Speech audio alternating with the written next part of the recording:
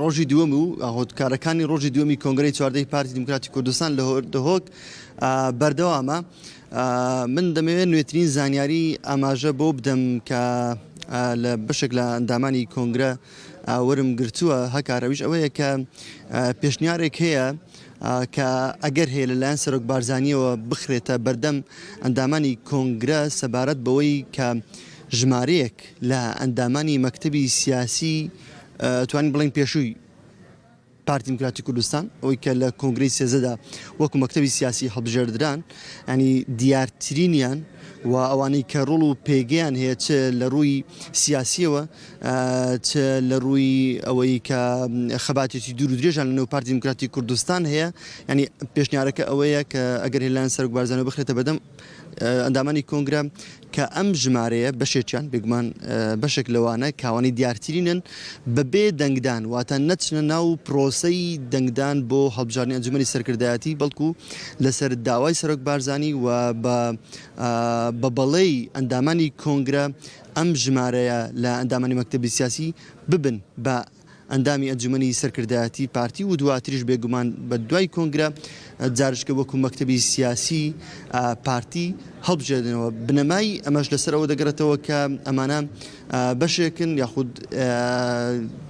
چەند سەرکردەیەکی پارتی دموکراتی کوردستانن کە لە ڕۆژانی سەختدا لە خەباتدا بوون و مێژوویەکی دوور و درێژیان لەو پارتی دموکراتی کوردستان و قۆناغە جیاوازەکانی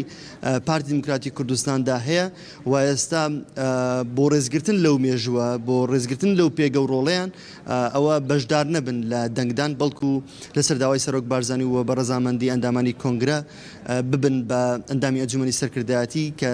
ینی ژمارەیەک لەوانە و دیارترینیان کە لەنێو مەکتەبی سیاسی داهن. ئەمە سەبارەت بە چارەنووسی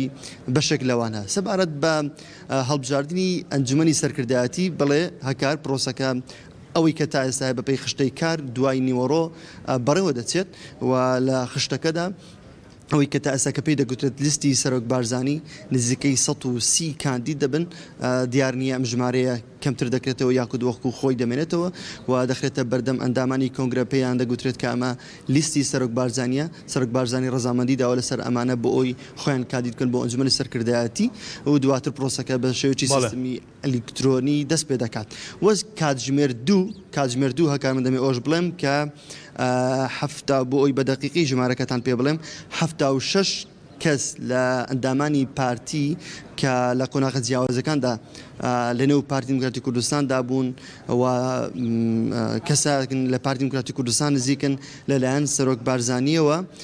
مەدالیای بارزانی نەمریان پێدەبەخشێت ینی دیارترینیان فەخری کەریم زەنگەنەیە. من ناوەکانم هەمووی لەلایە هەر 76 کەسەکە بەڵام دیارترینیان ڕەنگە نەتوانم هەر 76ەکە بخوێنمەوە بەڵام کوردستان بسیار بڵاو دەبێتەوە دەمێکی دیکە. فەخری کەریم زەنگەنە هەکار فەخری کەریم زەنگەنە وەروە کەریم شنگالی عارف تەیفور قادر مەسعود ساڵەیی سینەم جەلادەت بەدرخان دایەشەمێ وەروە کوردستان جی و مکریانی سعدی عەلی کاتب ینی وەکو باسم کرد 76 کەس مەدالیای زێری لەلایەن سەرۆک بارزانیەوە مەدالیای زێری بارزانی نەمر لەلایەن سەرۆک بارزانیەوە پێیان دەدرێت. ئەمە سەبارەت بە پرۆسەکە و کارەکانیش بە شێوەیەک بەرەوە دەچن بۆ ئەوی هەوڵ بدرێت ئەمڕۆ کۆنگرە تەواو بکرێت. ڕەنگە ئەگەر بڕیار بدرێت ئەمڕۆ کۆنگرە تەواو بکرێت کاتێکی زوو تەواو نەبێت بەڵکو تا شەو و تالای درنگانی شەویش بخانێت بەو پێی تا ئەو کاتەی پرۆسەکە بەردەچێت. هەرچەندە ئەندامانی کۆنگرە ئاماژە بۆ دەکەن بۆ سیستەمەکە ئەلکترۆنیە بۆیە لە زووترین کاتدا ئەندامان هەڵدرێت. من دەمەوێت بەش لەگەڵ یەکێک لە ئەندامانی کۆنگرە قسە بکەم کە دەمێک کە ڕامگرتووە کاکسەی زەمان سوپاس بۆم دەرفەتە بفرمووی تێرە ئێستا لەنێو کۆنگرە داوی جەنابەت هاتیتە دەرەوە ئێستا چ بەرنامێکی کار لەوێ جێبەجێ دەکرێت؟ بەناوی خوای گەورە میرەبان دیارە ئەمڕۆ دووەم ڕۆژی کۆنگرەی چاردەی پارتیمانە لە دهۆچی دەلال لە دهۆچی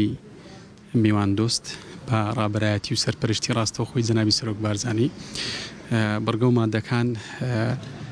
دەقە بە دەقە دەخوێندرێتەوە گۆڕانکاریەکان دەست پێ دەکان ئینشاڵڵا. ئەوەی من بەدی دەکەم لە داهاتوو دوای کۆنگرەی چواردەی پارتی گۆڕانکارێکی ئێزگار گەورە لەناو خۆدی حزب دروست دەبی و ڕەگدانەوەی تەواویشی دەبیتن لە بۆ هەموو کوردستان و عراقیش. باشە بۆ ئێوەی گەنجان من دەبینم ژمارەی زۆر گەنجان بەشداری کۆنگرن یاخود ئەندامی کۆنگرن ئەمە لەلایەن پارتی و سەکردایەتی سیاسی پارتیەوە چۆن دەخوێنرێتەوە؟ دوێنێ لەو تارەکەی جەنابی سەرۆک 2000 تا 3000 ینی ئیشارەتی بەوەدا کە دەبێت لەمە دووە گەنج بهێنرێتە پێشەوە. خۆشبەختانە کۆمەڵە گەنجی دیار و